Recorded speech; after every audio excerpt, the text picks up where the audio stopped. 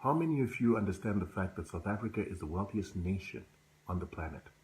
I'm not trying to be dramatic, but South Africa is the wealthiest nation on the planet by facts and figures. When you look at the amount of natural resources and the wealth that have been created by natural resources that came out of South Africa, from its diamonds, gold, uranium, platinum, coal, and all of its natural resources, you'll understand that no other country has created the wealth out of natural resources than South Africa has done over the past 120 years.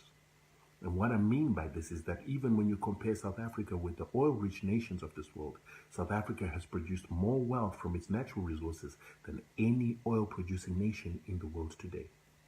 When you compare it with the UAE, which is the richest nation in the world today, the UAE was a small little fishing village just 60 years ago. Then they discovered oil, and in 1963 they began to provide oil to the world. And within that period, they were able to make more wealth and become the richest nation in the world than South Africa. But the question is, how is that possible? Because within the period that they discovered oil, South Africa still produced and supplied more gold in value than the oil that was produced by the UAE or Saudi Arabia. Today, when we look at the stock exchange, the South African Stock Exchange is the 12th biggest national stock exchange in the world, which has been the most profitable stock exchange in terms of return on investment for the past 117 years. So South Africa not only has mineral wealth, but they've also got the best performing stock market in terms of returns to investment. The Dubai Stock Exchange is $89 billion worth in capitalization. The South African Stock Exchange is $1.2 trillion worth. It is the 12th biggest national stock exchange in the world. Now, why is it that South Africa is the 12th biggest stock exchange in the world, but the country is not the 12th richest nation in the world? Dubai has a sovereign wealth fund of $800 billion. South Africa has got zero sovereign wealth fund. It's critical that you understand the importance of sovereign wealth funds, because when Dubai found oil, they started saving money in a sovereign wealth fund. And that sovereign wealth fund is the one that they've been using to diversify the economy and grow it to be 3.5 times bigger than the South African economy. The surplus, the royalties of their resources have been saved in these sovereign funds, and that is what they're going to use to diversify the economy so that they're not overly reliant on oil. So why does South Africa not have a sovereign wealth fund, yet it is richer than Dubai?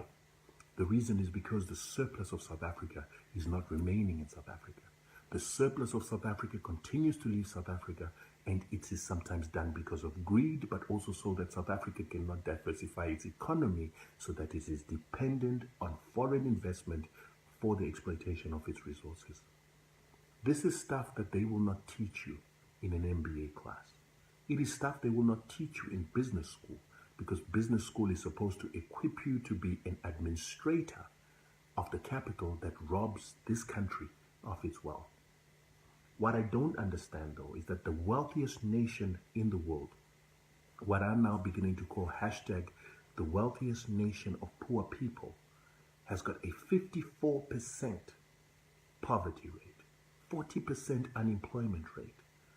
Its debt is 51% of GDP, yet Dubai has got a 19% of GDP debt, almost zero unemployment, and almost zero poverty. Why are we in this situation? Now, a lot of people are going to ask, so what do we do about it?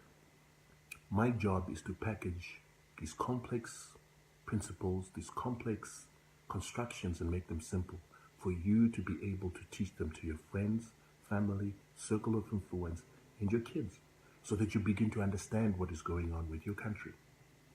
The amount of gold left in South Africa right now is only 30 years of reserves. So soon South Africa will run out of gold. And the question is, when it runs out of gold, what must happen? And what is scary is that coal is one of those resources that we're going to rely on for a while, together with platinum. But the world is looking for ways to replace coal and have cleaner energies. And at the same time, platinum is being recycled, so not as much platinum is needed in the world anymore. What are we going to do about this knowledge? What are we going to do about knowing the fact that we are the richest nation in the world, but our resources are being exploited by other people and the surplus being taken by people that are not us? How do we remodel this economy? How do we create industrialization if we don't have a sovereign wealth fund? Now, earlier this afternoon, I brought up this very same subject on a WhatsApp group that I belong to. And I was immediately told, why is a Zimbabwean trying to tell us how to run our things in South Africa? What is interesting is that person forgot that Europeans have a vested interest, including the Americans who even have AFRICOM on our continent and a military base just around the corner in Botswana to protect their interests in South Africa. But we as Africans are not united to look out for the interests of the richest nation in the world that happens to be on our continent.